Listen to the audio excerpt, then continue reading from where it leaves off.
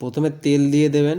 তেলটা হালকা ভালো করে গরম হয়ে গেলে তাতে আলুগুলো ছেড়ে দেবেন। ছেড়ে দেওয়া হয়ে গেলে আলুগুলো বেশ ভালো করে লাল লাল করে ভেজে নেবেন। নেড়ে চেড়ে ভালো করে ভেজে নিয়ে আলুগুলো আস্তে আস্তে জায়গাতে তুলে নেবেন। তুলে নেওয়া হয়ে গেলে ওই তেলেতে পেঁয়াজ ছেড়ে দেবেন। পেঁয়াজটাকে বেশ ভালো করে নেড়ে চেড়ে সুন্দরভাবে লাল লাল করে ভেজে নেবেন। ভেজে নেওয়া হয়ে গেলে আদা রসুন দিয়ে একটু নেড়ে চেড়ে ভালো করে পেঁয়াজের সাথে ভালো করে আদা রসুনটা ভেজে নেবেন। নেওয়া হয়ে গেলে হলুদ গুঁড়ো দিয়ে ভালো করে নেড়ে চেড়ে নিয়ে ফেরত লঙ্কা গুঁড়ো দিয়ে দেবেন। দিয়ে ফেরত হালকা করে লবণ দিয়ে দেবেন যতটা পরিমাণ লাগে।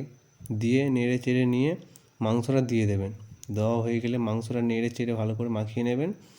মাখিয়ে নিয়ে কষে নিয়ে খুব সুন্দরভাবে কষে নিয়ে তারপরে জল ঢেলে দেবেন। জল ঢেলে দিয়ে হালকা করে নেড়ে দেবেন। নিয়ে ফেরত আলুগুলো ভাজা ভাজাগুলো দিয়ে দেবেন। দিয়ে দেওয়া হয়ে গেলে ফেরত নেড়ে চেড়ে নিয়ে আর হালকা ভালো করে নেড়ে চেড়ে নিয়ে ফেরত জল দিয়ে দেবেন যাতে ভালো করে সেদ্ধ হয়। যতটুকু জল লাগবে পরিমাণ মতো দিয়ে দেবেন। দিয়ে নেড়ে নিয়ে হালকা করে নিয়ে তারপরে হালকা ফুটিয়ে নিয়ে ফেরত চাপা দিয়ে দেবেন খুব সুন্দরভাবে। চাপা দেওয়া হয়ে গেলে তারপরে খুলে দেখবেন মাংস তৈরি হয়ে গেছে।